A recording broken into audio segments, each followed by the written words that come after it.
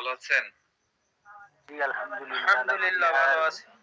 Mechanical injury, ঠিক আছে? এই বিষয়গুলাতে তো আমরা আর্নিকা তো জানি। ফার্স্ট আমাদের মাথায় যেটা আসবে সেটা হলো আর্নিকা। আর্নিকা আমরা দিব ডেফিনিটলি।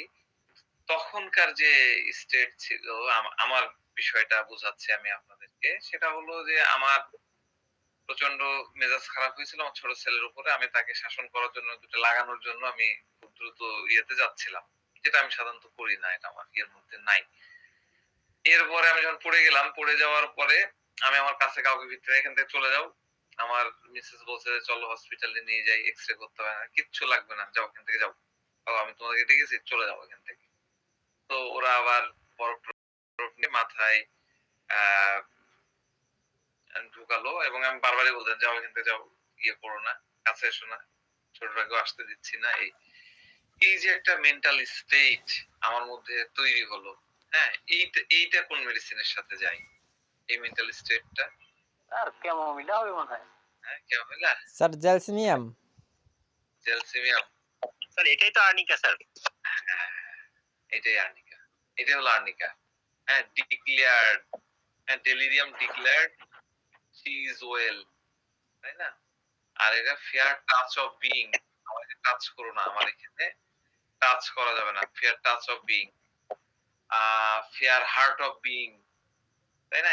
এইটা হলো আর্নিকার একটা মেন্টাল স্টেট। আর্নিকা এই কাজটাই করে। ট্যামারেটিক কিকস, হ্যাঁ? আমি কিন্তু তোকে লাথি দিয়েই ইয়ে করে দেবো। যদিও ট্যামারেটিক কিকস কে আমরা এইভাবে জানি না। ট্যামারেটিক কিকস হচ্ছে তো ডিফারেন্ট টাইপ ব্যাখ্যা আমি তো দিয়েছি।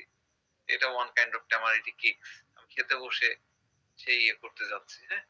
তো ক্ষেত্রগুলা এইভাবে তৈরি হয়ে যায়। আর্নিকা তো আমি কখনোই না। কিন্তু অ্যাক্সিডেন্টের পরে আমার কি হলো একটা এটাকে বলা হচ্ছে আ আরে এখনই ভুলে গেলাম। কনকাশন অফ ব্রেইন, তাই না? পড়ে যায় কনকাশন অফ ব্রেইন কি? ব্রেইন একটা ঝাঁকুনি দিয়ে উঠলাম। একদম চোখে মুখে অন্ধকার দেখছি না? কনকাশন অফ ব্রেইন, আর্নিকা দেখেছি। একদম ফার্স্ট গ্রেড এর মেডিসিন। আর আমি কখনোই আর্নিকা ছিলাম না। কিন্তু আমি যখনই একটা জায়গায় আমার এলিমেন্ট হয়ে গেল, আমি পড়ে গেলাম, অ্যাক্সিডেন্ট হয়ে গেল, আমি তৈরি হয়ে গেলাম আর্নিকা। না, না, দূরে, দূরে, দূরে, দূরে, এখানে না। Fair heart of being, fair touch of being. আর হসপিটাল না, আমার কোথাও যেতে হবে না। আমি ভালো আছি তো, আমি বলছি না ভালো আছি।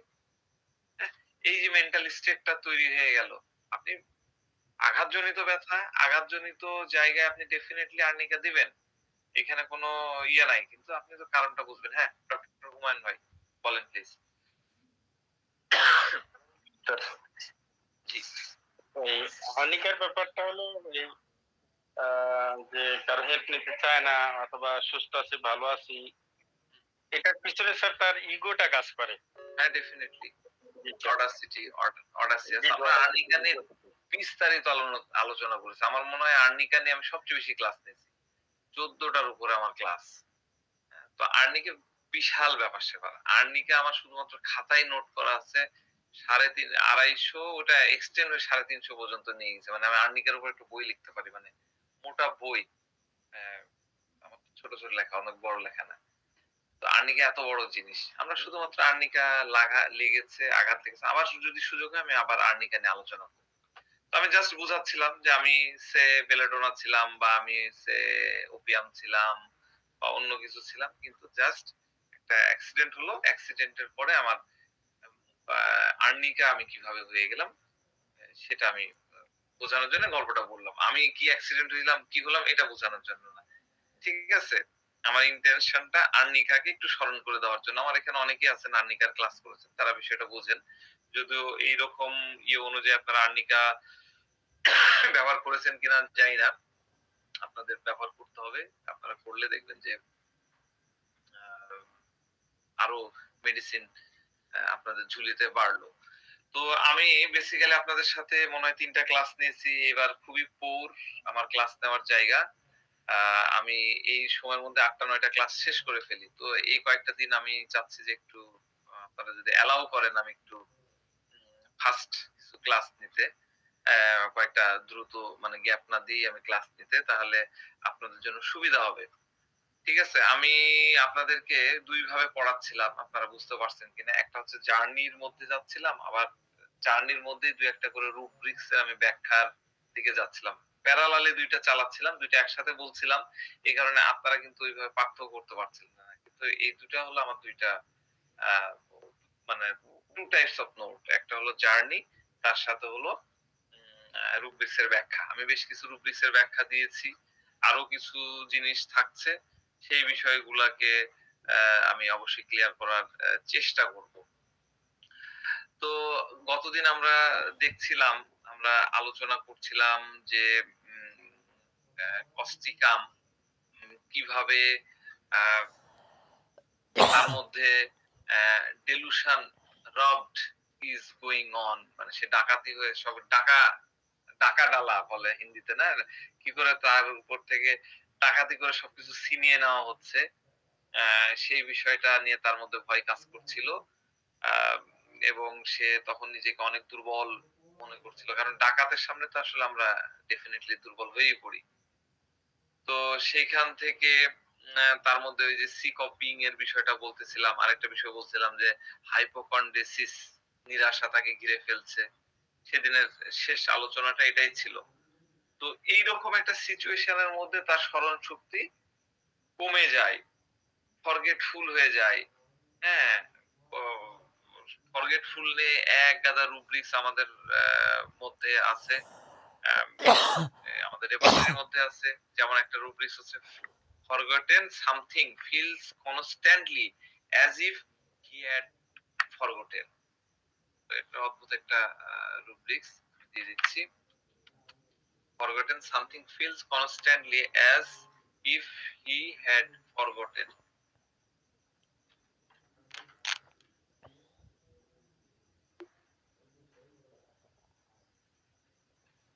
তো মানে তার মস্তিষ্ক এখন পুরোপুরি কাজ করা বন্ধ করে দিয়েছে। ঠিকমতো কাজ করছে না।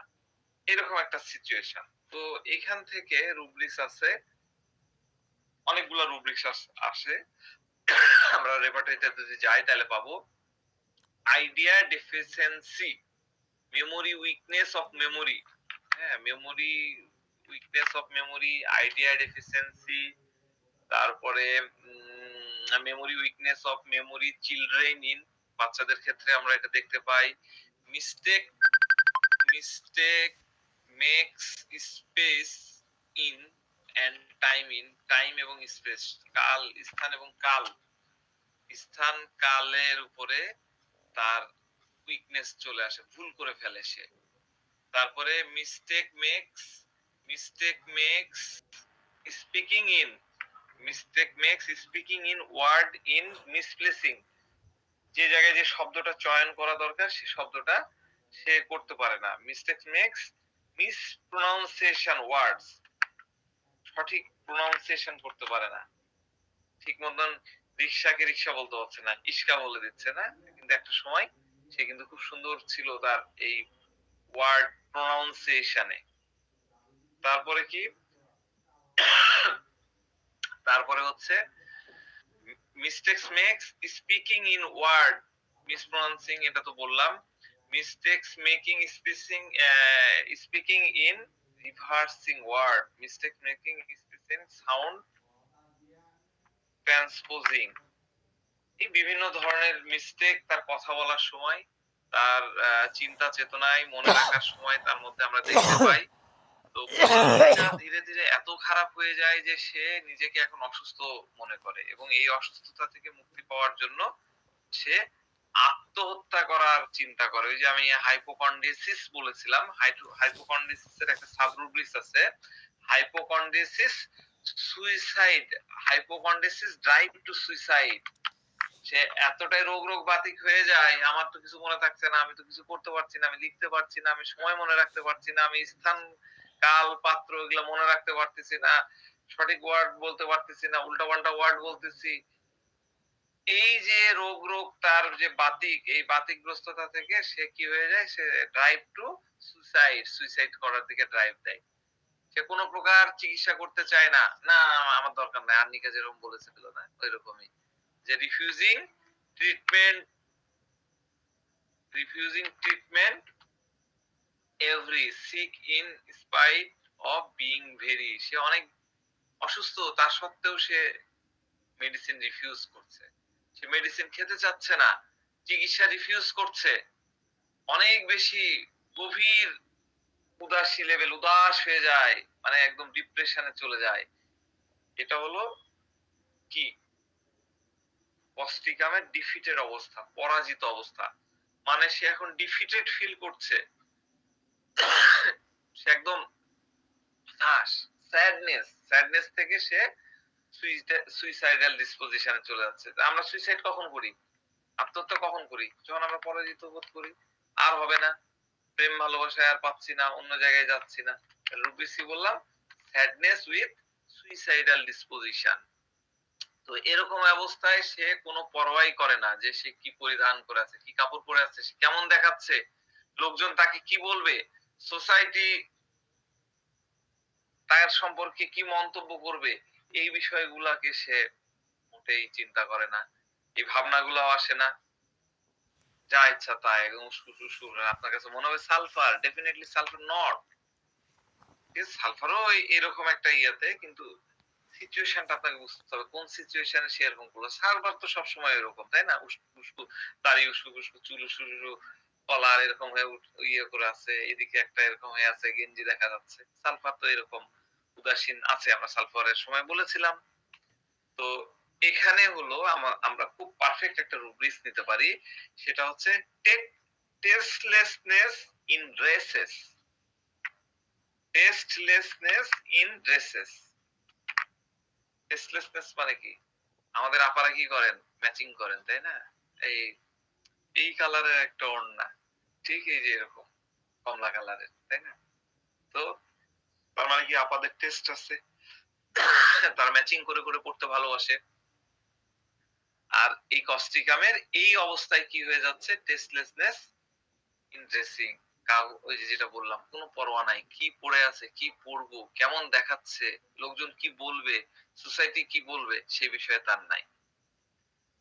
এইটা কখন তৈরি হচ্ছে, যখন তার এই যে মস্তিষ্ক, ন্যূনতম মস্তিষ্ক খাটাতে পারে না, মেন্টাল ওয়ার্ক তার কাছে ইম্পসিবল হয়ে যায়, অল্প বিস্তার মস্তিষ্কের উপরে প্রেসার দেওয়াতে তার মস্তিষ্ক পুরা মনে হচ্ছে একদম ভ্যাকেন্ট, ফাঁকা হয়ে যায়, মনে হচ্ছে মস্তিষ্ক কাজই করছে না, একদম বন্ধ হয়ে যাচ্ছে, এরকম একটা অবস্থা।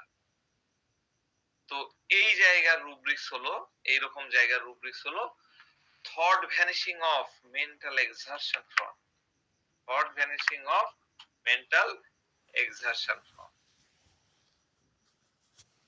তার চিন্তায় ভ্যানিশ হয়ে যাচ্ছে, মেন্টালে অত্যন্ত মানসিক এক্সর্শন হয়ে গেছে, পরিশ্রান্ত হয়ে গেছে, সেখান থেকে সে চিন্তা করার থিঙ্কিং, এমনই থিঙ্কিং ভুলে গেছে যে কি পরে আছে কি পরে নাই, দেখা যাচ্ছে যে কোট পরে গেছি, নিচে হচ্ছে হাফ প্যান্ট পরে দৌড়াচ্ছি, তাই না, এরকম হতে পারে। তো এই যে সিচুয়েশন, হ্যালো,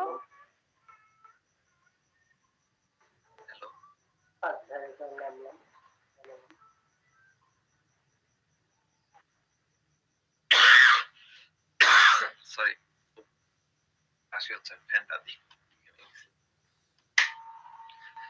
তো এই যে সিচুয়েশনটা তৈরি হলো, এটা একটা পরাজিত অবস্থা, পরাজিত অবস্থা মানে যখন ব্যক্তি ভিতরে ভিতরে অনেক ভেঙে পড়ে, তার ইচ্ছা শক্তি অনেক দুর্বল হয়ে যায়, এরকম একটা অবস্থা।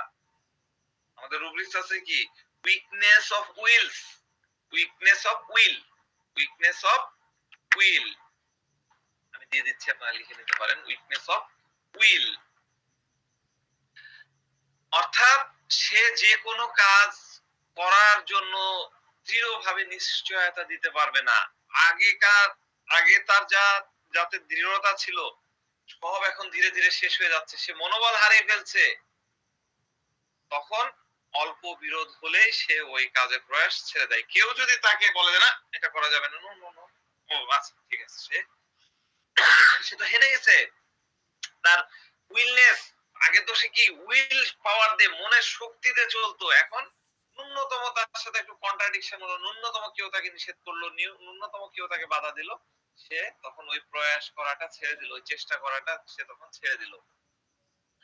আরেকটা রুব্রিক্স আছে। আরেকটা রুব্রিক্স হচ্ছে এইগুলা একটু বোঝা দরকার, সেটা হচ্ছে রাইটিং ইনএবিলিটি ফর। আমরা বাচ্চাদের মধ্যে অনেকেই দেখি যে লেখা শিখতে চায় না, রাইটিং ইনএবিলিটি ফর। এগুলো তো বৃহৎ ভাবে আমরা চিন্তা করি, লিখতে পারতেছে না, এই করছে না, অনেক রোগীর গার্জেন হয়তো বলতে পারে না, এগুলাকে সূক্ষ্মভাবেও বোঝা যায়। এগুলো আমরা ধীরে ধীরে চেষ্টা করব। রাইটিং ইনএবিলিটি ফর মানে রাইটিং কি? রাইটিং মানে লিখা। লিখি আমরা কি লিখি কেন? আপনি একটা মেয়েকে প্রপোজ করবেন, আপনি বলতে পারছেন না, তখন কি করবেন? আমাদের জামানায় কি করতো? তো মোবাইল আছে, এসএমএস দিয়ে দিচ্ছেন। আগে কি হতো? কাগজে লিখতে হতো, সুন্দর সুন্দর প্যাড, সুন্দর খাম, গোলাপি খাম আমরা লিখতাম। লিখে আমাদের মনের যে ভাষা আছে সেটা আমরা ওই কাগজের মাধ্যমে দিতাম। তাহলে রাইটিং কি হলো? রাইটিং হচ্ছে তার মনের কথা বোঝানোর জন্য ব্যবহার করা হচ্ছে, তাই না? কিন্তু এখানে রুব্রিক্সে কি বলছে? Writing inability for.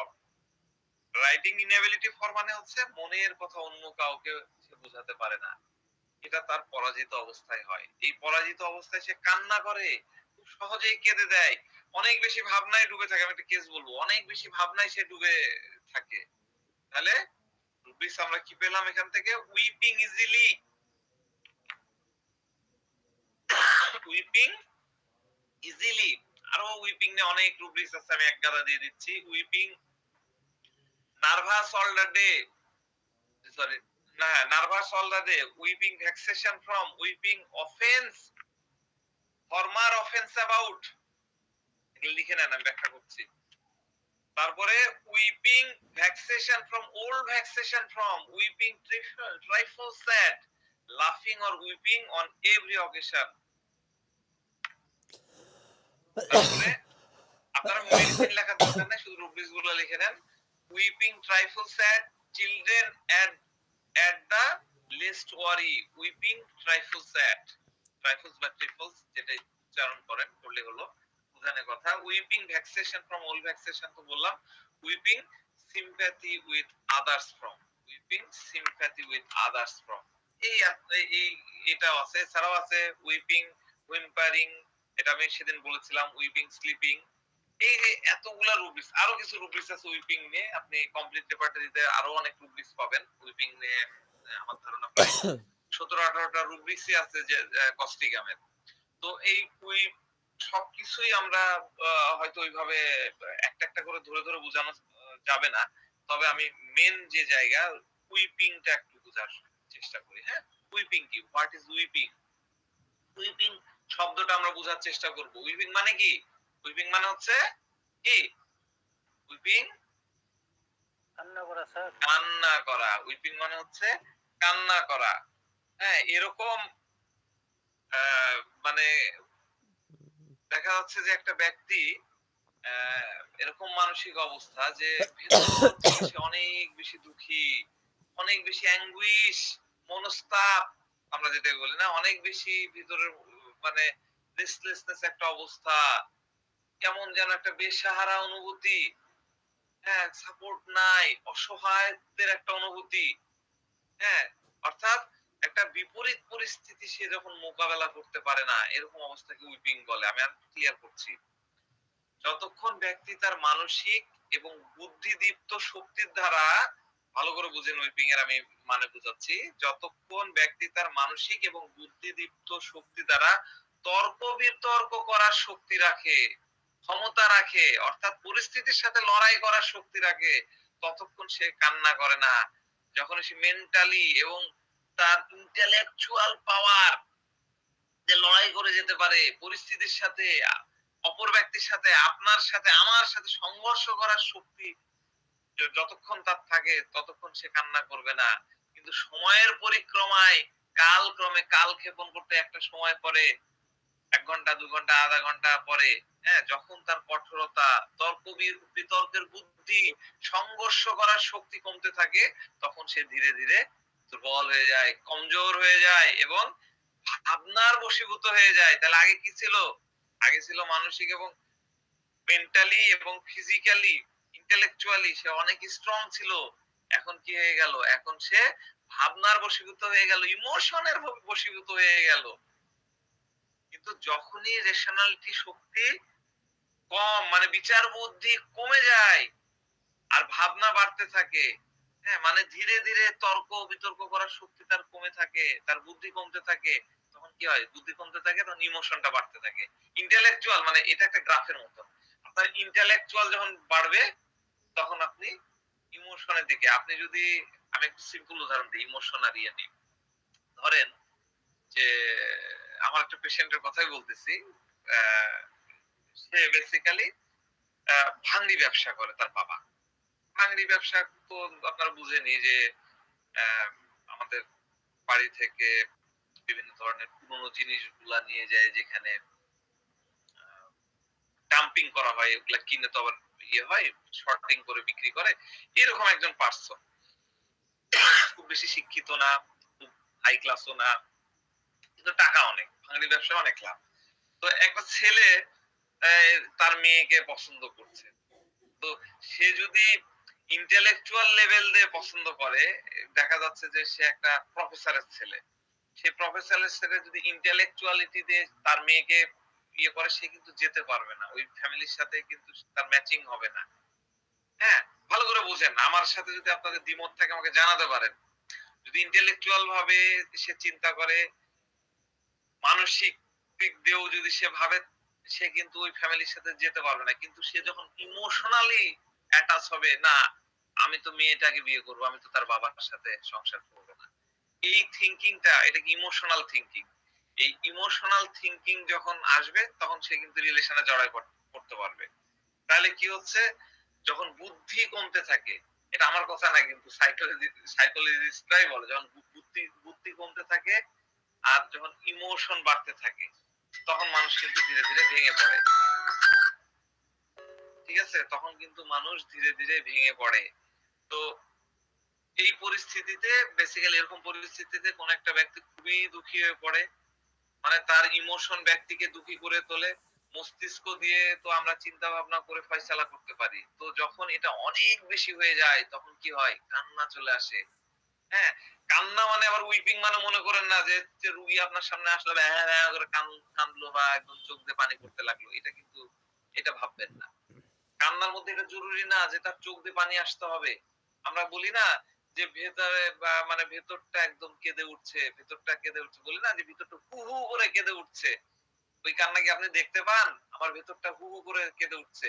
প্রিয়তম আমার থেকে দূরে চলে যাচ্ছে, আমি বলতে পারছি না, মুখে হাসি, কিন্তু ভিতরটা যেন হু হু করে কেঁদে উঠছে। মানে কি, ভেতরে দুঃখ ফুটে উঠেছে। তাহলে কান্নার অবস্থা হলো ব্যক্তির দুঃখী এবং পরাজিত অবস্থা, এটা মাথায় রাখবেন। কেউ উইপিং করছে মানে সে দুঃখী হয়েছে এবং সে পরাজিত হয়েছে। এগুলো যদি না হয় তাহলে কিন্তু কান্না হয় না। তো এখন আপনি বলবেন যে স্যার আপনি তো সবই বললেন, ছোট বাচ্চাদের কি, ছোট বাচ্চারা তো ক্যাঁ ক্যাঁ ক্যাঁ করে আর আপনিও তো উইপিং নিয়ে নেন, তাহলে সেটা কি হলো, সেক্ষেত্রটা কি হবে, এটাই তো ভাবনা। তো এই যে তার কান্না, ছোট বাচ্চাটার কান্না, এই কান্নাটা কিন্তু এই কান্না না, ওটা হলো চিল্লানো। এই ছোট বাচ্চার যে কান্না বা চিল্লানো, যেটা চিল্লানো সেটাকে আমরা কান্না বলতেছি, সেটা কিন্তু এক ধরনের ল্যাঙ্গুয়েজ। কি ল্যাঙ্গুয়েজ? এটা হলো ছোট বাচ্চার ভাষা। সে এরকম কেন করে, এই চিৎকার বা এই কান্নাটা কেন করে, কারণ তার কিছু ডিমান্ড আছে, সেই ডিমান্ডকে সে এক্সপ্রেস করছে। তার কিছু চাহিদা আছে, সেটা চাই, সে তো বলতে পারে না, এই কারণে সে ওরকম করে চিৎকার করে কান্না করে। বাচ্চা যখন কান্না করে তখন ঠিকই মা বুঝে যায় যে বাচ্চা কেন কান্না করছে। বাচ্চা কি কোনো দুঃখ কষ্ট আঘাত টাঘাত পেয়ে কান্না করছে, নাকি শুধু দুধ চাচ্ছে, নাকি টয়লেট করে বিছানা ন্যাপিটা মাখায় ফেলেছে, বা তার অন্য কোনো সমস্যা হচ্ছে, নাকি বাচ্চা এটা নাটক করছে। ছোট বাচ্চারাও নাটক করে। বাচ্চা যদি একদম ছোট হয় তারপরেও মা কিন্তু বুঝে ফেলে যে এটা তার কান্না, এই কান্নাটা হচ্ছে তার ক্ষুধার কান্না, তাকে এখন খাওয়াতে হবে, আর এই কান্নাটা হচ্ছে নাটক। নাটক কেন করে ছোট বাচ্চারা? এনি আইডিয়া ভাই? ভার্সিটিলা কেন নাটক করে ছোট বাচ্চা? ট্রেনিং সিক টু বি কেন করে? অ্যাটেনশন পাওয়ার জন্য। এমন ভাবে মায়া কান্না দিচ্ছে, মা আর থামে থাকতে পারতেছে না, রান্না ফেলে এসে তার কাছে আসছে। কত ধরনের নাটক করে। তাহলে কান্না মানে হলো, উইপিং মানে কান্না, কান্না তাহলে কি হইলো, একদম ভেঙে যাওয়া অবস্থা, দুঃখী অবস্থা, পরাজিত অবস্থা। ক্লিয়ার? তাহলে আমরা কান্নার সূক্ষ্ম অনুভূতিটা বুঝলাম। কান্না বলতে বেসিক্যালি কি বোঝায় সেটা বুঝলাম। তো এর সাথে রিলেটেড অনেকগুলো রুব্রিক্স আছে। আমি দিয়ে দিয়েছি যে আপনাদের মেসেঞ্জারে সব দেওয়া আছে। তো আ এইটা আপনারা সব নোট করে নেন। আর আমি কিছু, কিছু বুঝাই। সেগুলা দেখেন। আপনাদের জন্য সুবিধা হবে। আমি একটা রুব্রিক্স বুঝাচ্ছি। weeping vexation from old vexation from weeping vexation from old vexation from এই সরি আমি তো রুব্রিক্সটা ভুল করলাম। রুব্রিক্সটা হলো হয়ে গেল weeping আচ্ছা উইপিং অফেন্স আমি ভ্যাক্সেশনে চলে গেছি সরি আমি যে রুব্রিক্সটা বলবো সেটা হচ্ছে weeping offence former offence weeping offence former offence about former offence about এইটা একটু বুঝি ঠিক আছে তো এই যে ফর্মার ফর্মার ফর্মার ফর্মার মানে কি what is former FORMER former মানে ফর্মার প্রেসিডেন্ট আমরা বলি না ফর্মার চেয়ারম্যান ফর্মার বিগত পুরাতন তাই না অতীত অতীতের যিনি আমরা আমরা যারা অ্যাপেক্স ক্লাব করি তারা বলতাম হচ্ছে ফর্মার প্রেসিডেন্ট আর যারা রোটারি ক্লাব করতাম তারা বলতাম হচ্ছে পাস্ট প্রেসিডেন্ট হ্যাঁ কাছাকাছি কিন্তু দুইটার মধ্যে ইয়ে আছে তো ফর্মার মানে আমরা পুরাতনই ধরলাম তো এটা কি বলছে weeping offence former offence about মানে অতীতে যে কারো কারণে তার মনের মধ্যে পেরেশানি তৈরি হয়েছে আজও ওই ব্যক্তি ওই ঘটনাকে স্মরণ করে দুঃখী হয়ে পড়ে তাহলে উইপিং মানে কিন্তু আমরা কান্না করলাম না আমরা কি বললাম ভেঙে পড়লো চূড়ান্ত দুঃখী দুঃখীর আরেকটা ইয়া হলো স্যাডনেস তাই না কিন্তু উইপিং এ কি হচ্ছে স্যাডনেস তার সাথে হচ্ছে পরাজিত হয়ে যাচ্ছে তাই না পরাজিত ফিলিংস থাকতেছে তো অতীতে একটা ঘটনা ঘটেছে যেটাতে তখন সে পরাজিত মানে পেরেশানি হয়েছিল আজও এমনই সে পেরেশানি ছিল আজও সে এটার কথা মনে করে সে দুঃখী হয়ে পড়ছে মানে সেই ঘটনা তার মস্তিষ্ক থেকে বের হয় না সে এতটাই দুঃখী হয়ে যায় যে তার চোখে পানি পর্যন্ত চলে আসে অতীতকালের যে ঘটনা তাকে দুঃখী করেছে সেটা মূলত অন্যায়ের সাথে জুড়ে থাকা একটা অন্যের সাথে অন্যায়ের সাথে জুড়ে থাকা একটা ঘটনা হ্যাঁ তার প্রতি অন্যায় হয়েছে যেটা থেকে সে অনেক বেশি পেরেশান সে তখন কিছু করতে পারেনি কিন্তু সেটা থেকে সে অনেক বেশি পেরেশান হয়েছে সে সময় হয়তো সে অন্যায়ের বিরুদ্ধে লড়াই করত কিন্তু লড়াই হয়তো বা করেও ছিল কিন্তু লড়াই করে তখন কোনো সমাধান করতে পেরেছিল না কিন্তু বর্তমানে ওই ধরনের অন্যায় বা অবিচার বা সেটার সাথে প্রায় মিলে যাওয়া কোনো ঘটনা যদি দেখে তখন সে দুঃখী হয়ে পড়ে বুঝতে পারছেন ওই 10 বছর আগে একটা ঘটনা ঘটেছে যে ঘটনার মানে অন্যের সাথে অন্যায় হচ্ছিল সেটাকে সে প্রোটেস্ট করার চেষ্টা করেছে সে তো অ্যানার্কিস্ট প্রোটেস্ট করার চেষ্টা করেছে কেয়ারফুল আদার্স নিজের লাগে না রিলেটিভস লাগে না অন্য যে যে কেউ হলেই হলো বিশ্ব ব্রহ্মাণ্ডের একজন মানুষ হলেই হলো বিশ্ব ব্রহ্মাণ্ডের একজন প্রাণী হলেও হলো প্রাণীদের প্রতিও তার ভালোবাসা এরকম একজনের বিরুদ্ধে অন্যায় হয়েছে সে ওটাকে প্রোটেস্ট করার চেষ্টা করেছে কিন্তু কিছু করতে পারেনি আচ্ছা সে হাত তুলে বাড়ি চলে আসছে এখনো যদি সে কথা মনে পড়ে এক অথবা এখনো ওইরকম কোনো ঘটনা যদি সে দেখতে পায় বা ওই টাইপের ওইটা না প্রায় কাছাকাছি যদি কোনো ঘটনা সে দেখতে পায় তার ওই আগের ঘটনা তাকে ট্রিগার আউট করে সে আগের ঘটনা তার মাথায় চলে আসে এবং ওইটা সে তখন দুঃখী হয়ে পড়ে তখন তার মনে হয় তার মনের মধ্যে কাজ করে এটার তো কোনো পরিবর্তন কিছুই হলো না আর এই দুঃখ থেকে সে কান্না করে কান্না করার অর্থ হলো সে এতটাই ভেঙে পড়েছে যে এখন সে সংঘর্ষ করার স্থিতিতে নাই সে এখন শুধুমাত্র মন খারাপ করে থাকে দুঃখী থাকতে পারে উদাস ছাড়া আর অন্য কোনো রাস্তা তার জন্য খোলা নাই এটাকেই বলে হচ্ছে কান্না একদম উদাস হয়ে পড়ে থাকে সবসময় যে চোখে পানি আসতে হবে, আসলে আপনি উইপিং নিবেন তা কিন্তু না। এটা কিন্তু মাথায় রাখবেন। আজকের লেকচারের এটাই আমার মেসেজ। চোখ দিয়ে পানি আসবে উইপিং নিবেন তা না। এই ভেঙে পড়া, পরাজিত অবস্থা এইটাকেও আপনারা উইপিং নিয়ে নিতে পারবেন। তো এখন কোন কোন কিছু করার স্থিতিতে নাই। অর্থাৎ সে সংঘর্ষ করতে করতে ভেঙে পড়েছে। আর এই কারণেই আমরা দেখবো আমাদের চেম্বারে অনেক বয়োজ্যেষ্ঠ ব্যক্তি, অনেক বৃদ্ধ ব্যক্তি, অনেক বৃদ্ধা কথা বলতে বলতে কান্নায় পড়ে, কান্নায় জড়ায় পড়ে। বাড়ির লোকজন এসে বলে যে সে তো কান্না ছাড়া কথাই বলতে পারে না, কান্না ছাড়া থাকতেই পারে না, পালসেটিলা, তাই না? দেওয়া যাবে না। আপনার কারণটা দেখতে হবে। অল্প বিস্তার কোন একটা ঘটনা ঘটেছে, উদ্ভূত পরিস্থিতির সাথে মোকাবেলা করার ক্ষমতা তার নাই, শক্তি তার নাই, সে কান্না করছে। একটা উদাহরণ দিই তাহলে আরেকটু ক্লিয়ার হয়ে যাবে। এগুলো আপনাদের চেম্বারে আসবে। আপনারা পাবেন। কস্টিকাম দেবেন এবং মজা দেখবেন।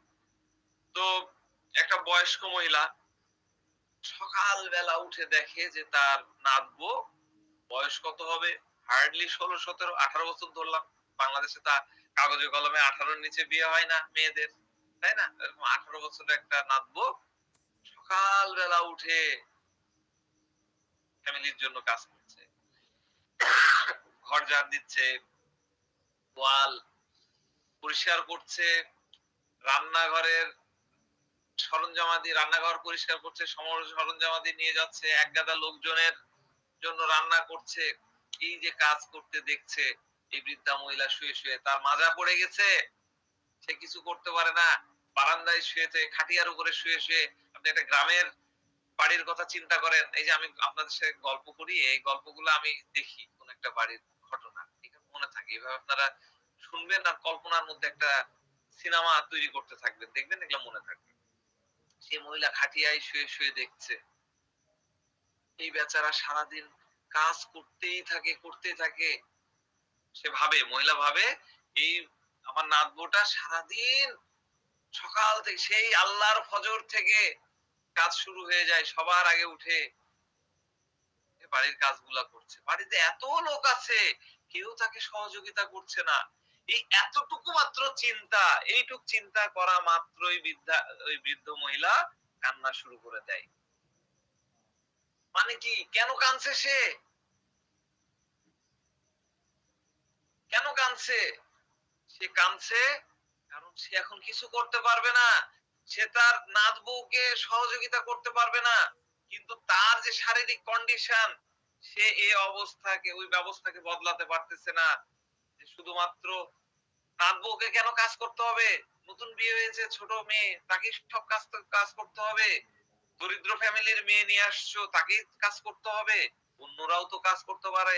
আমার তো আরো নাতবউ আছে, তারাও তো কাজ করতে পারে। আমি বৃদ্ধা, আমি বৃদ্ধ হয়ে গেছি, আমার শক্তি নাই, বল নাই, শক্তি নাই। আমার ৩ মাথা হয়ে গেছে। ৩ মাথা বোঝেন তো মনে হয়। বুঝলে হাঁটু আর মাথা এরকম হয়ে থাকে, তাহলে ৩ মাথা। খনার বচন কি আছে? ৩ মাথা যার বুদ্ধি নিও তার, তাই না? তো সে তো বৃদ্ধ হয়ে গেছে, সে কিছু করতে পারছে না। এখন কি তার পথ একটাই খোলা, কি খোলা? কান্না করা। এই কারণে সে কান্না করে। তাহলে হোয়াইটা খুব গুরুত্বপূর্ণ। বুঝতে পারলেন রুব্রিক্সটা আমরা কিভাবে ইউজ করতে পারি? এরপরে আরেকটা রুব্রিক্স একটু বলি। উইপিং, আমি কি রুব্রিক্সটা ভুল দিয়েছি? রূপ স্যার আমি কি ভুল করেছি নাকি? আপনি বিফোর লিখেছেন না? আচ্ছা যাক, আমার কপি করতে ভুল হতে পারে। এরপরের রুব্রিক্সটা হচ্ছে উইপিং ট্রাইফলস এট বা ট্রিফলস এট চিলড্রেনস এট দ্য লিস্ট ওয়ারি। ঠিক আছে? এটা কি? এটার অর্থটা হচ্ছে একদম যদি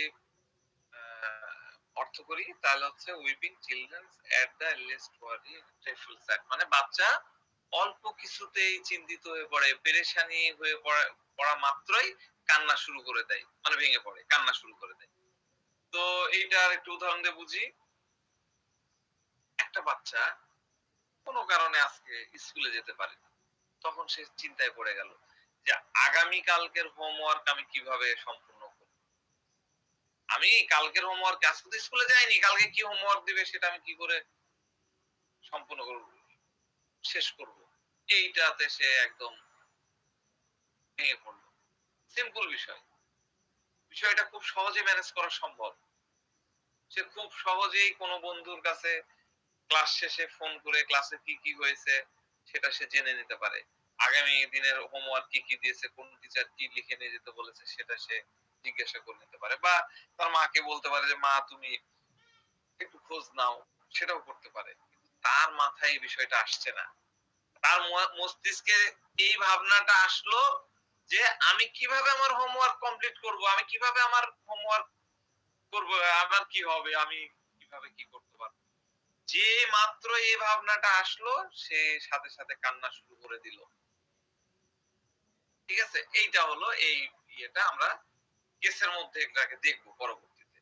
তো আরেকটা রুবিস হলো, সেটা হলো weeping sympathy with others, weeping sympathy with others from, অন্য লোকজনের প্রতি সহানুভূতি হওয়ার কারণে সে কান্না শুরু করে দেয়। সহানুভূতি সবসময় দুঃখী অথবা পেরেশান ব্যক্তির প্রতি আসে। আপনি কার উপরে সহানুভূতি আসবে? আপনার হিটলারের প্রতি সহানুভূতি আসবে না। ডিক্টেটর কোন লিডারের প্রতি আপনার সহানুভূতি আসবে না। আপনার সহানুভূতি আসবে যারা বুক পেতে দিয়ে বিপ্লবের সময় নিজের বুকটাকে ঝাঁঝরা করে নিয়েছে, তাদের প্রতি আপনার সহানুভূতি আসবে। তার ফ্যামিলি মেম্বারদের প্রতি সহানুভূতি আসবে। সেই শহীদের মায়ের প্রতি আপনার সহানুভূতি আসবে। ডিক্টেটরের ছেলের প্রতি আপনার সহানুভূতি আসবে না। ঠিক আছে? এই যে বিষয়টা, এটা নেচার কিন্তু মানুষের মধ্যে তৈরি করে দেয়। তাহলে আমি কি বললাম? সহানুভূতি সবসময় দুঃখী অথবা পেরেশান ব্যক্তিদের প্রতি আসে। অর্থাৎ অন্য কারো কষ্ট দেখে বা তাদের প্রয়োজনীয় সহযোগিতা না করার কারণে আমি করতে পারছি না তাকে সহযোগিতা, এই কারণে তার কান্না পায়। সে কান্না করে। যদি তাদের সহযোগিতা করার ক্ষমতা থাকতো তাহলে সে তার ভালো মন্দের ন্যূনতম পরোয়া না করে সহযোগিতা করতো। আমি কস্টিকামের ১ম দিনে এই লাইনটাই বলেছিলাম যে, "কস্টিকাম নিজেকে বাদ দে, নিজেটা থাক, আমারটা পরে দেখা যাবে।" অন্যের হিতের জন্য, অন্যের ভালোর জন্য সে ঝাঁপায়া পড়ে। তাই না? তো সে নিজের ন্যূনতম পরোয়া না করে যে ভিকটিম, যে পেরেশানে আছে, যে দুঃখী, তার সহযোগিতা করত। তো অন্যদের সহযোগিতা করা, তাদের সমস্যা লাঘব করা, তাদের জন্য বেঁচে থাকাটাই হচ্ছে অষ্টিকামের ব্যক্তিত্ব। অষ্টিকাম নানান ধরনের হিংসাত্মক বা অনৈতিক কাজ করতে পারে। এটা আরেকটা ফেজ। এতক্ষণ ভালো ফেজ বললাম। আরেকটা ফেজ হচ্ছে অষ্টিকাম নানান ধরনের অহিংস, ডিস্ট্রাকটিভ কাজ করতে পারে। হ্যাঁ, হিংসাত্মক, অহিংস তো না, হিংসাত্মক, অনৈতিক কাজ করতে পারে এবং নানান ভাবনা, নানান ধরনের উল্টাপাল্টা চিন্তা ভাবনা করতে পারে। তো এরকম কিছু রুব্রিক্স আমরা একটু রেপার্টরি থেকে দেখে আসি। রেপার্টরিতে আছে violent, trifle sad, ungrateful, malicious, offended easily, mocking. আমি রুব্রিক্স গুলো দিয়ে দিচ্ছি। মকিং, মকিং, সার্কাজম, তারপর হচ্ছে লায়ার, মিথ্যুক। ঠিক আছে? তো এইটা হলো আমার মত। আমি আদার্স রাইটারদের মত তো শেয়ার করবই, কারণ তাদেরকে চেঞ্জ করার আ এখনো যোগ্যতা বা ধৃষ্টতা আমার হয়নি। কিন্তু আমার উপলব্ধি থেকে আমি আমার কিছু মতামত আমি আপনাদেরকে দেব। তো এগুলা কি, আমি যে রুব্রিক্স গুলা দিলাম, এই এই ধরনের খারাপ শক্তি তার মধ্যে উদ্ভাসিত হতে থাকে। সে হাসতে থাকে। এই যে আমরা দেখেছি না, আমার মনে হয় এখানে মেক্সিমামই আপনারা আলিফ লায়লা দেখেছেন। আলিফ লায়লা দেখেননি? আলিফ লায়লা, ওই যে সে আলাউদ্দিনের চেরাগ, হ্যাঁ, দেখে থাকবেন, অবশ্যই দেখবেন। সেখানে কি একটা কিছু হলে জিন কিভাবে এই যে একটা ব্যঙ্গাত্মক হাসি, তাই না? কারো একটা ক্ষতি করে দিচ্ছে, সে কষ্ট পাচ্ছে আর ভিলেনি হাসি দিচ্ছে। এই যে হাসি, কারণ কি সে শক্তিশালী, হ্যাঁ? এবং শক্তিশালী এবং অপর যার ক্ষতি হচ্ছে, যাকে সে কষ্ট দিচ্ছে, তার ধ্বংস, তার ইয়ে দেখে সে মানে তীব্রভাবে ব্যঙ্গ করে হাসছে। এটাকে বলা হচ্ছে সার্কাজম। ঠিক আছে? লাফিং সার মকিং সার্কাজম। তাই না? আমি ইয়েগুলো আসবো, ব্যাখ্যা আসবো। আরেকটা কি হচ্ছে যে হাসির যেটা হলো, হাসিটা হলো লাফিং সার্ডনিক। আচ্ছা। তো কষ্টিকাম ভালোকে প্রতিষ্ঠা করার জন্য বা করানোর জন্য যেকোনো লেভেলে যেতে পারে। এটা আমার এই যে মিথ্যা কথা বলতে হবে। হ্যাঁ, এটা কিন্তু ভালো প্রতিষ্ঠার জন্যই সে করে। যদিও বইগুলাতে ম্যাথমেটিকা গুলাতে এটাকে বলছে ডিফারেন্ট ক্যারেক্টার, সে এরকম হয়। কিন্তু আমরা তো হোয়াই খুঁজি। কেন সে ওরকম হলো? এই হোয়াই এর উত্তর কিন্তু আর ওই ম্যাথমেটিকা গুলাতে নাই। আমাদের আ হয়তো হয় কি যে ফিলোসফি ধীরে, ধীরে গ্রো করে না? এই ফিলোসফি যখন গ্রো করবে তখন আপনারা এই বিষয়গুলো বুঝতে পারবেন। হ্যাঁ? এখন শুনতে থাকেন। তো খারাপ থেকে খারাপতর জিনিসেও সে যেতে পারে। কিসের জন্য যেতে পারে? ভালোকে, ন্যায়কে প্রতিষ্ঠা করার জন্য। তখন সে কি লায়ার হয়ে যাচ্ছে, মিথ্যা কথা বলতে পারছে। কারণ তার মিথ্যা কথা বলার কারণে যদি কেউ ন্যায় পায়, কেউ যদি সুখী হয়, তখন সে মিথ্যা কথা বলবে। আপনি ডাক্তার, আপনার মনে হবে যে সে মিথ্যা কথা বলছে, বারবার মিথ্যা কথা বলতেছে। কিন্তু তার পয়েন্ট অফ ভিউ হচ্ছে আমার মিথ্যার জন্য সে বেঁচে যাচ্ছে। সে সুখী থাকছে, সে খুশিতে থাকতেছে। তার একটা ভালো হচ্ছে। ঠিক আছে? মেলাসিয়াস মানে কি? মেলাসিয়াস মানে সে কখনো ক্ষমা করে না। সেলফ কন্ট্রোল, লস অফ, সে নিজেকে ইয়ে করে ফেলে। মানে এত ডিস্ট্রাক্টিভ হয়ে যায়, সে আর কন্ট্রোলে রাখতে পারে না। ভায়োলেন্ট হয়ে যায়। হ্যাঁ? তারপরে আনগ্রেটফুল। এরা যেকোনো কাজই করতে পারে। অকৃতজ্ঞ। আরেকটা রুব্রিক্স আছে, এইটা আমাদের একটু বুঝতে হবে। সেটা হচ্ছে স্টুপিফিকেশন, পলিউশন আফটার। এই রুব্রিক্সটা একটু আমরা বুঝবো। ঠিক আছে? স্টুপিফিকেশন, পলিউশন আফটার, খুব ঠান্ডা মাথায় বুঝেন। এই রুব্রিক্সটা আপনারা অনেক কাজে লাগাতে পারবেন। আমি এখন বুঝাই নিচ্ছি, তারপর তো কেস শেয়ার করব। তো এই রুব্রিক্সটাকে যদি আমি ওয়ার্ড বাই ওয়ার্ড মিনিং করতেছি, তার আগে এই লাইনটাকে যদি বুঝাই, স্টুপিফিকেশন আফটার পলিউশন মানে বিভিন্ন প্রকার পলিউশনস মানে নানান ধরনের পলিউশনের পরে স্টুপিফিকেশন হয়ে যায়। মানে কি স্টুপিফিকেশন মানে কি? স্টুপিড নাকি? স্টুপিফিকেশন মানে হচ্ছে মস্তিষ্কের মধ্যে এক ধরনের নিদ্রার মতন বেহুশ একটা অবস্থা চলে আসে। একটা ঘুমায় গেলে আমরা যেরকম হই না? এইরকম একটা অবস্থার মধ্যে চলে যাই। তো পলিউশনটা কি? পলিউশন ওয়ার্ডটাকে বোঝার চেষ্টা করি। পলিউশন, এই পলিউশন কিন্তু আমরা যে পলিউশন দেখি সমাজে দেখি সেটা না। আমরা যেটা সাধারণভাবে বুঝি সেটা কিন্তু এটা না। আমরা এটাকে বুঝি পলিউশনের আবিধানিক অর্থ হচ্ছে দূষণ। তাই না? দূষণ, দূষিত হওয়া, পলিউশন। পলিউশন কি? যখন মানুষ দ্বারা প্রাকৃতিক শুদ্ধতাকে কোনো ক্ষতিকর বস্তু দ্বারা দূষিত করে দেওয়া হয়। মানুষ কি করে? প্রাকৃতিক শুদ্ধতা, একদম বিশুদ্ধ জায়গাকে কোনো একটা ক্ষতিকর জিনিস মানে মিক্সড করে দিল। দিয়ে সেটাকে দূষিত করে দিল। ক্ষতিকর পদার্থ পরিবেশের ন্যাচারাল উপাদানের সাথে যুক্ত করলো। যুক্ত করলে আমরা বলি পরিবেশ দূষণ হয়ে গেছে। বলি না? পরিবেশ দূষণ তো আমরা এটাই বলি। তো এই যে কথাটা বললাম, এখানে সবচেয়ে ইম্পোর্টেন্ট বিষয় হলো দূষণ কিন্তু তৈরি করছে মানুষ। নেচার কিন্তু দূষণ করে না। কোন নেচারই দূষণ করে না। এখন আপনারা বলবেন যে আগ্নেয়গিরি তাহলে কি হইলো? অগ্ন্যুৎপাতের ফলে কি হয়? আগ্নেয়গিরির যে অগ্ন্যুৎপাতের ফলে যা, যা হয় সেটা কিন্তু আমরা পলিউশন বলি না। আপনারা খুঁজে দেখেন। মানব সৃষ্ট অনেক ধরনের দূষণ আছে, যেমন বায়ু দূষণ। বায়ু দূষণে কি হয়? বায়ুমণ্ডলে বিভিন্ন ধরনের ক্ষতিকর দ্রব্যাদি মিশানো হয়। আমরা এই যে ডিডিটি স্প্রে করি, অ্যারাসোল স্প্রে করি, তাই না? তারপরে বিভিন্ন ধরনের আতশবাজি, নানান ধরনের জিনিস আমরা বায়ুতে দূষণ করছি। করছি, তাই তো? এরকম হচ্ছে জল দূষণ আছে, শব্দ দূষণ আছে। অর্থাৎ প্রাকৃতিক রূপে কোন শান্ত পরিবেশের মধ্যে শব্দ দূষণে কি হয়? শান্ত পরিবেশের মধ্যে অনেক হিজিবিজি শুরু হয়ে গেল। প্যাপ প্যাপ, প্যাপ প্যাপ হর্ন, ক্রিং ক্রিং ক্রিং, সাইকেলের রিং। ওর মধ্যে ভ্যাবু ভ্যাবু চলছে। ওর মধ্যে ড্রাম বাজছে ধাম ধাম ধাম, ঝাং ঝাং ঝাং একসাথে শুরু হয়ে গেছে। এই যে পুরা পরিবেশটা আমরা কি বলবো এটাকে? আমরা এটাকে বলবো হচ্ছে শব্দ দূষণ। তো এই ধরনের ঘটনা রিলেশনের মধ্যেও ঘটে। আপনার ভাবনার মধ্যেও ঘটে।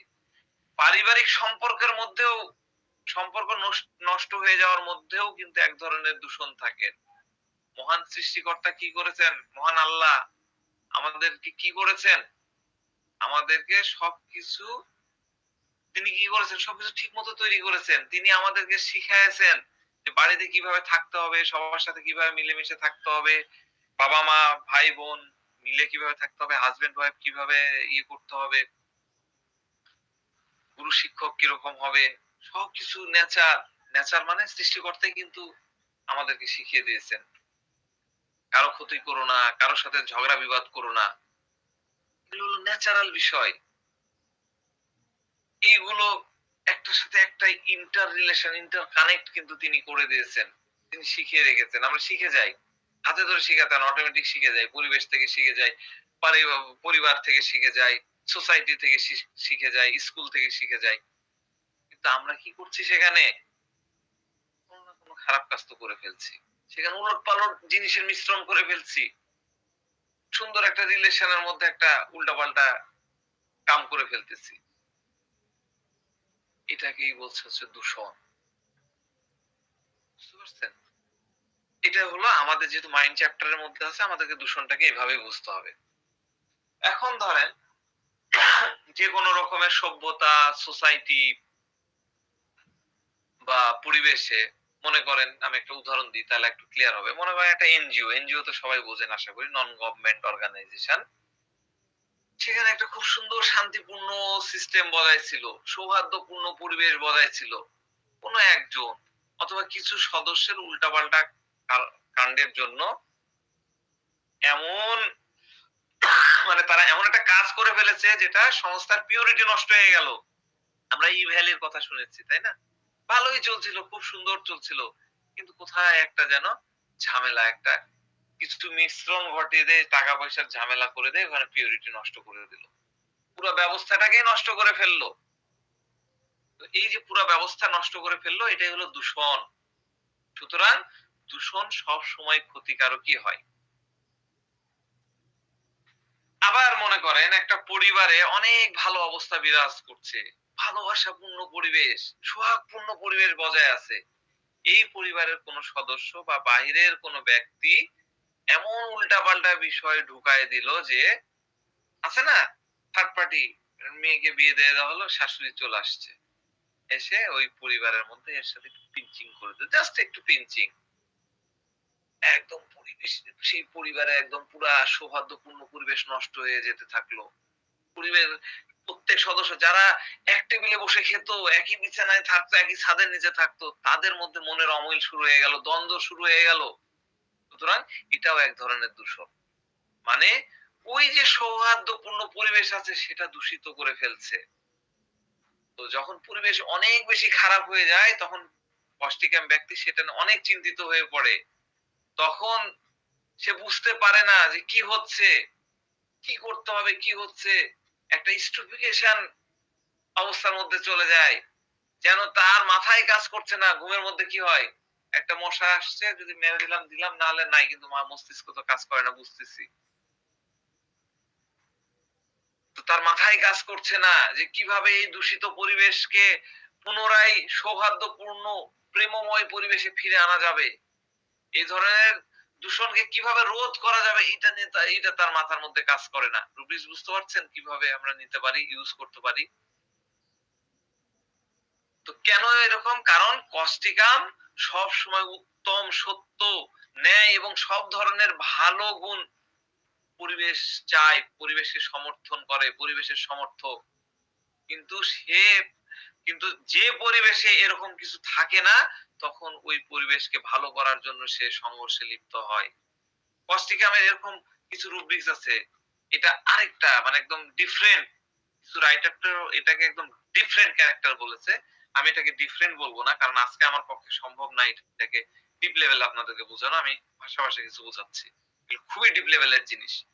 তো কস্টিকামের মধ্যে এই নেগেটিভ রুব্রিক্স, যদিও সবই নেগেটিভ যতগুলো আমাদের রেপার্টরিতে আছে, যেমন ধরেন যে বেনিভলেন্স, এটা তো পজিটিভ জিনিস, কিন্তু এটা যেহেতু রেপার্টরিতে আছে, এটা নেগেটিভ বিষয়। লাভ, লাভ হচ্ছে পজিটিভ জিনিস, কিন্তু যেহেতু রেপার্টরিতে আছে এটাও নেগেটিভ বিষয়। আমি এগুলোর ব্যাখ্যা টাইম টু টাইম করবো, আপনাদের মধ্যেও বুঝ চলে আসবে। তো অনেকগুলো রুব্রিক্স আছে কস্টিকামের, যেগুলো সেক্স এর সাথে রিলেটেড। এই রুব্রিক্স গুলো পড়লে আপনার কাছে মনে হবে এগুলো সরাসরি সেক্স এর বিষয়ে কথা বলা হচ্ছে, কিন্তু মহামতি কেন্ট এসব রুব্রিক্স কে মাইন্ড চ্যাপ্টারে দিয়েছেন। কেন্ট অত্যন্ত বিচক্ষণ এবং জ্ঞানী একজন ডাক্তার ছিলেন।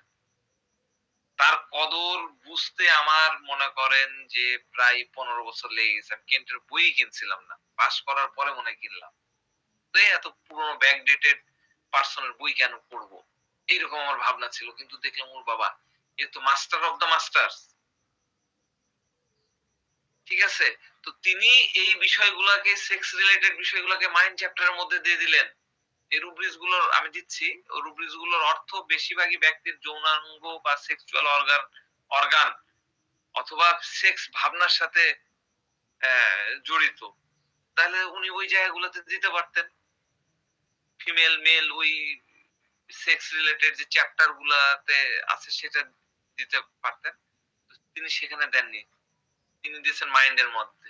তার মানে এগুলো কিন্তু সরাসরি যৌনাঙ্গ বা সেক্সুয়াল অর্গান বা সেক্স ভাবনার সাথে জড়িত না। এই রুব্রিক্স গুলা বাস্তবিক অর্থে খুবই সূক্ষ্ম অর্থে বোঝার জন্য, সেক্স এর পিছনে লুকিয়ে থাকা সূক্ষ্ম ভাবনা, যেটা সোশ্যাল এনভায়রনমেন্ট এর মধ্যে থেকে থাকে, সেটাকে আপনাকে বুঝতে হবে। খুবই ডিপ। এই ধরনের কিছু রুব্রিক্স তো আমি ডেফিনিটলি আলোচনা করবই। তো এগুলো সেক্স রিলেটেড শুনতে মনে হলেও এগুলা কিন্তু আসলে ওরকম না। যদিও আমি যে আলোচনাগুলো, আজকের আলোচনাগুলো করব, এগুলা হচ্ছে আমাদের কিছু বোদ্ধা ডাক্তার, আমাদের কিছু স্টলওয়ার্ট এগুলা বলেছেন।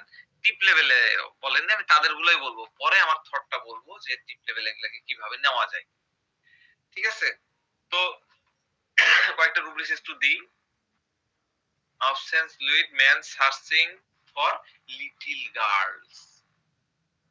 Love on sex with one of her homosexuality.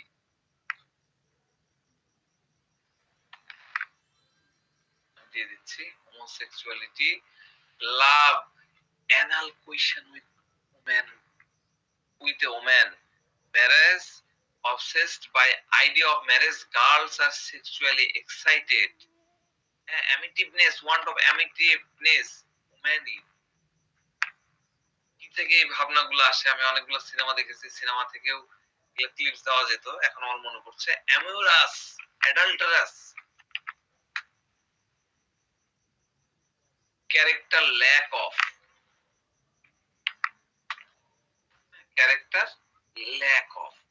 তো ব্যক্তি জীবনে কস্টিকাম মূলত বেশিরভাগ ক্ষেত্রে দেখা যায় যে কোন একটা ফ্যামিলির, কোন একটা পরিবারের প্রধান ব্যক্তি, কর্তা ব্যক্তি।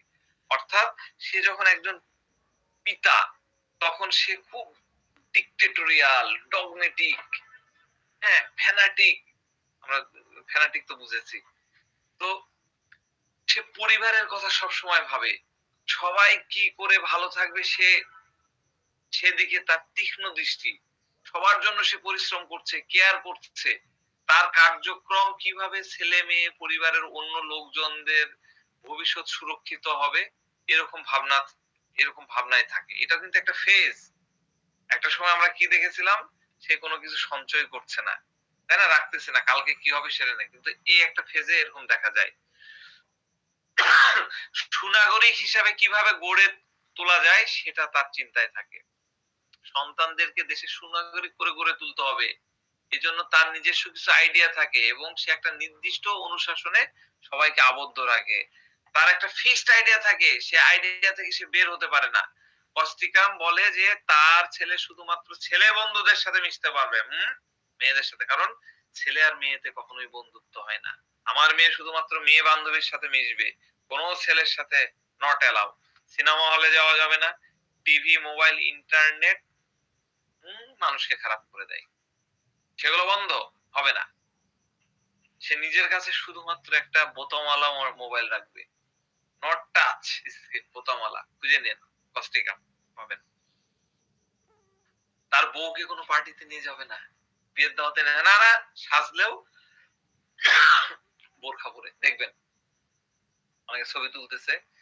এই যে নেচার গুলা দিলাম, অ্যামিটেডনেস, ল্যাসিভিয়াস, আরো যে রুব্রিক্স গুলা দিলাম, এই রুব্রিক্স গুলা, এই ইয়েগুলো কিন্তু তার মধ্যে আছে। সে বউকে জড়িয়ে ছবি তুলবে, সবকিছু করবে, বউকে একদম রেখেছে মনে করেন যে এইভাবে, চোখও দেখা যাচ্ছে না, পুরা অবরুদ্ধ করে। সে পার্টিতে যাবে, বউকে নিয়ে যাবে না। বাইরের জীবন সে খুব উপভোগ করবে, কিন্তু সে সেটা প্রকাশ করবে না। সিক্রেটিভনেস, আমাদের রুব্রিক্স আছে না সিক্রেটিভ, তার মধ্যে এই সিক্রেটিভ বিষয়টা আমরা দেখতে পাই। সে সমাজের এবং মানুষের উন্নতি চায়, তাদের অধিকার লড়াইয়ের, আমরা প্রথম দিকেই দেখেছি, অধিকার লড়াই করবে তাদের, মানে সমাজের নিপীড়িতদের, সমাজের বিভিন্ন শ্রেণীর মানুষদের অধিকারের জন্য লড়াই করবে, কিন্তু নিজের একটা শ্রেণী, একটা লেভেলে নিজের ব্যক্তিত্বটা খুবই নিন্দনীয়। এটা কিন্তু কিছু রাইটারদের উদ্ধৃতি আমি বলতেছি। তা আমার ফিলিংসটা একটু অন্যরকম। তো নৈতিক চরিত্র বলতে তাদের কিছুই থাকে না। সে স্বার্থপর, মিথ্যাবাদী, তারপরে চুরি, চর্যা, কি চর্যবৃত্তি তার মধ্যে থাকবে, চর্য পরায়ণ, স্বেচ্ছাচারী, চরিত্রহীন, স্বাধীন চেতা, লিবার্টিজম। এই রুব্রিক্স গুলাকে আমরা মোটামুটি এই যে এই কটা রুব্রিক্স দিয়ে নিতে পারি। সেলফলেসনেস, যে কথাগুলো বললাম, সিক্রেটিভ সেলফলেসনেস, লায়ার, ক্রিপ্টোমিনিয়া, চর্যবৃত্তি, libertinism, character lack of libertinism, এইরকম। তো সবাই না কিন্তু একটা লেভেলে, একটা পর্যায়ে, আমি ক্যারেক্টারকে বুঝাচ্ছি, পরে কি হয় কেসের মধ্যে কিভাবে পাই সেগুলো আমরা আলোচনা করব। তো নিজের বিবাহিত সম্পর্কের বাইরে গিয়েও সে যৌন জীবন উপভোগ করবে। তাই নয়, শুধু তাই নয়, সে সেক্সুয়াল দিকটা খুব পারভার্টেড। আমি লাভ পারভার্টেড এগুলা বুঝাইছিলাম কিসের, কোন মেডিসিন পড়াতে, যে মেডোরিনা। তো সেখানে তার নৈরাজ্যবাদের ছায়া দেখা যায়, তার যৌন আবেগ অ্যাবনরমাল, অ্যানাল কোয়েশন চাচ্ছে, তাই না? খুব আহ এটা তো ডাইরেক্ট মেশিনারি যে পজিশন, সেই ইয়াতে না, এটা একটা বিকৃত মানসিকতা, অ্যানাল কোয়েশন। তো এটা কেন? Lack of character. হ্যাঁ, এটা রুব্রিক্স কি দিয়েছে, লাভ অ্যানাল কোয়েশন হইতে ওম্যান। স্রোতের বিপরীতে যেও তাকে কিন্তু লাভ মেকিং করতে হবে, তাকে কিন্তু সেক্স করতে হবে, সঙ্গমে যেতে হবে, তাই না? এগুলো অনেক ডিপ লেভেলে ব্যাখ্যা আছে, কিন্তু আমি যে উদ্ধৃতিগুলা যে বইগুলা থেকে দিচ্ছি, সেই বইগুলা কিন্তু ডেফিনেটলি অত ডিপ লেভেলে চিন্তা করেনি। আপনারা জর্জ লিটল কাজ বা এগুলাতে যেতে পারবেন, তারা অনেক বড়, তাদেরকে সংশোধন করার ইয়ে নাই, কিন্তু অনুভবের কিছু বিষয় আছে, আমি সেগুলা নিয়ে আলোচনা করব।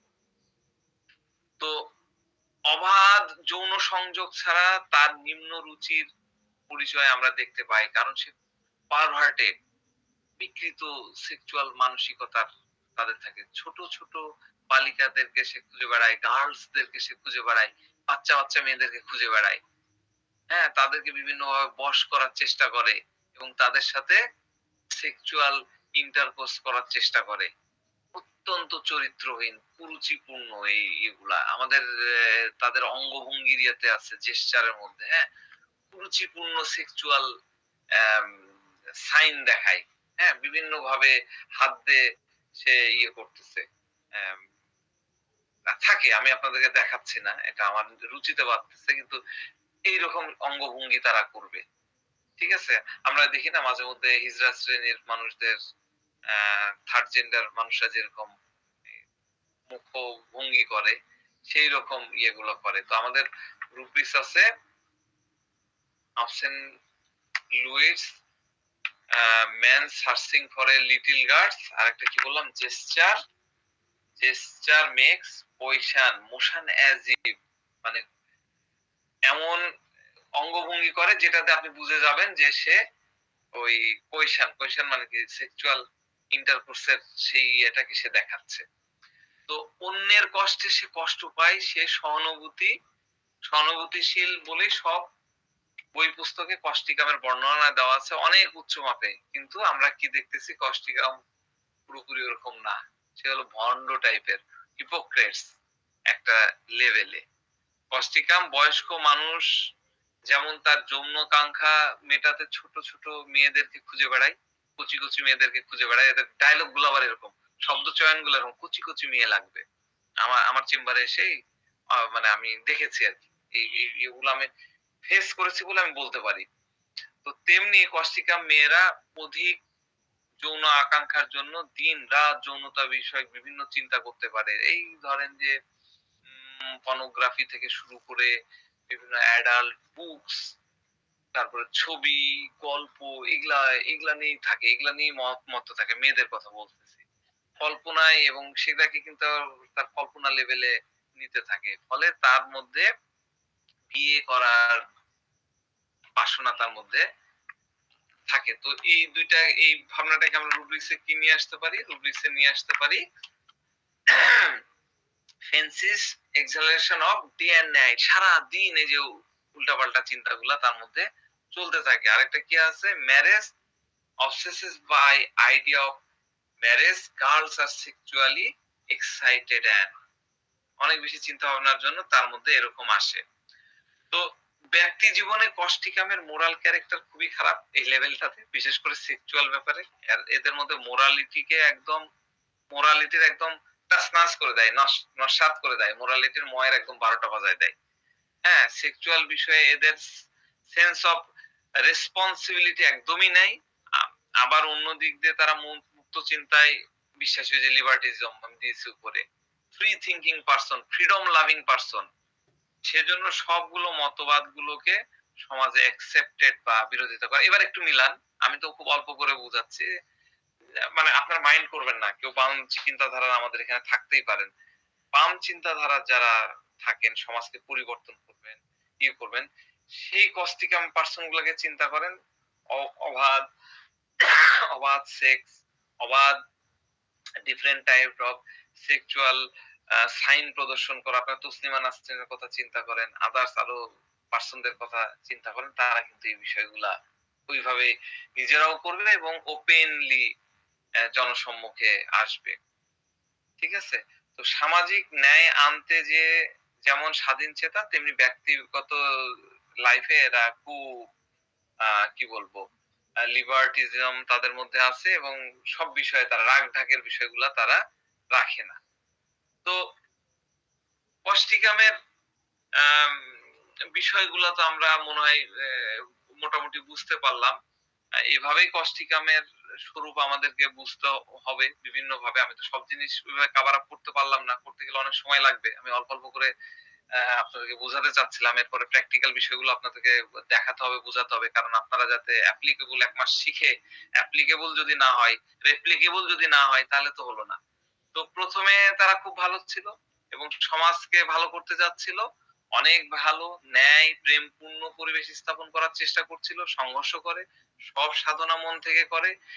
যে সে যেদিকে মন দেয় সেদিকে তার সবকিছু জান প্রাণ উজাড় করে দেয়, ইমানদারিতে করে দেয়।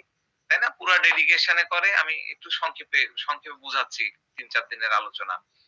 তো পুরা ডেডিকেশন সেদিকে থাকে। আর যেখানে যখন সেখান থেকে কোন উদ্দেশ্য হাসিল হয় না তখন সে ধীরে ভেঙে পড়তে থাকে এবং ওই অবস্থা থেকে পালিয়ে যেতে চায়, নিরাশ হয়ে যায়। নিরাশ অবস্থায় ধীরে তার ভেতরে এক ধরনের মানে শক্তিহীনতার অবস্থা তৈরি করে দেয় এবং সে মুষড়িয়ে পড়ে। মানে কি হলো? সে পজিটিভ অবস্থা থেকে ধীরে সে নেগেটিভ এর দিকে চলে যায়। এরপরে কিন্তু তার প্যাথোলজি তৈরি হয়। এজন্য অস্টিকামের পরবর্তী প্যাথোলজি লেভেলে আটকে থাকে। অস্টিকামের প্যাথোলজি গুলা কি? স্টিফ হয়ে যায়, তাই না? কি স্টিফ হয়? মাসল স্টিফ হয়ে যায়, টেন্ডন স্টিফ হয়ে যায়, ডিফরমেশন হয়ে যায়। এ কারণে তার উপরে খুব খারাপ প্রভাব চলতে থাকে। সুস্বাস্থ্য থাকার জন্য জরুরি হলো কি আপনি যদি ভালো থাকতে চান, গুড হেলথ কন্ডিশনে থাকতে চান, তাহলে সবচেয়ে জরুরি কি? জরুরি হচ্ছে মধ্যম পন্থা অবলম্বন করা। আপনি কুরআনে যান, আপনি বাইবেলে যান, গীতাতে যান, ত্রিপিটকে যান, প্রত্যেকটা ধর্মগ্রন্থে যান, বা ধর্মপ্রচারক বা মহামানব, তাদের কথার একটাই অর্থ, সেটা হলো কোনো বিষয় নিয়ে অতিরিক্ত করা যাবে না। সবসময় একটা মধ্যম পন্থা অবলম্বন করতে হবে। মানে সবসময় অতিরিক্তকে মানা করা হয়েছে প্রত্যেকটা জায়গায়। এবং সে অতিটা যদি ভালো হয়, তারপরেও সেটা হলো আমাদের জন্য ক্ষতিকর। আর অতি খারাপও কিন্তু ক্ষতিকর হবেই। তো অনেক ভালো সংস্কার বা নিয়ম নিয়ে যদি খুব কঠোরভাবে পালন করেন, তাহলে সেটা হানিকারক হতেই পারে। যেমন আমাদের কি হয়, সরি, আমাদের কি হয়, আমাদের আমরা কি করি, অনেক দেখবেন যে ধর্মপ্রাণ ব্যক্তিরা একদম ভোর বেলায় উঠে গোসল করছে, গোসল করে একদম ইবাদত করতেছে, পবিত্র হতে হবে। অনেকে আছে, আমাদের হিন্দু দাদারা আছেন, তারা কি গঙ্গায় যায় স্নান করতে হবে, শীত বর্ষা দেখা দেখি নাই। যাও স্নান করো, একদম ফ্রেশ হও, ফ্রেশ হয়ে পূজা অর্চনা করো, আহ ইবাদত করো। ঠিক আছে, স্ট্রিক্টলি পালন করতেছে, এটা ভালো সংস্কার, ডেফিনেটলি সমাজের কেউ খারাপ বলবে না। পবিত্র হয়ে নামাজ পড়তে হয়, গোসল করে নামাজ পড়তে হয়, সবকিছু ঠিক আছে। কিন্তু আপনি মনে করেন আপনি এমন একটা জায়গায় গেছেন, আপনি অ্যান্টার্কটিকায় গেছেন, আপনি রাশিয়ায় গেছেন, আপনি কানাডায় গেছেন, যেন বরফ পড়ে, সেখানে যদি এই জিনিস করতে চান, -ডিগ্রি সেন্টিগ্রেডের, আপনি যদি ভোর 4টার সময় এসে গোসল করে এরকম পূজা অর্চনা ইবাদত করতে চান, বা দেখা যাচ্ছে একদম শীতের মধ্যে পাঞ্জাবি পরতে হবে, একদম খালি গায়ে একদম পাঞ্জাবি পরে গেলেন, পোলতা ধুতি পরতে হবে, শুধুমাত্র পোলতা পরেই গেলেন, তাহলে কি হবে? অবশ্যই আপনি সুস্থ থাকবেন না। এই যে আপনি যে কাজটা করলেন, একদম পরিষ্কার পরিচ্ছন্ন হয়ে আপনি ইবাদত করতে গেলেন, আপনি পূজা অর্চনা করতে গেলেন, এটা কেউ খারাপ বলবে? ডেফিনিটলি কেউ খারাপ বলবে না, এটা ভালো সংস্কার। কিন্তু অতি ভালো না। তাহলে সবসময় মধ্যম পন্থা করতে হবে। কিন্তু এই কস্টিকাম কি করছে? একদম অতি পন্থায় চলে যাচ্ছে। ঠিক আছে? এই অতিটাই তার জীবনের অন্ত তৈরি করে দেয়। তো এই জায়গায় আমাদের সবাইকে খুব ভালো থাকতে হবে, খুব স্ট্রিক্ট থাকতে হবে। তো আমরা আগামীকালকে আলোচনা করব আ কস্টিকামের মধ্যে কিভাবে প্যাথোলজি গুলা গ্রো করে, সেটার সাইকোসোমাটিক ব্যাখ্যা কি হয়, কোত্থেকে কিভাবে আসা যায়, কিভাবে ইনভেস্টিগেট করলে আমরা ঠিক জায়গায় আসতে পারবো, সেইটা আমরা কালকে আলোচনা করব। তো আজকে এই পর্যন্তই রাখছি। সবাই ভালো থাকেন, সুস্থ থাকেন। কেমন লাগলেও জানায়েন। আল্লাহ হাফেজ।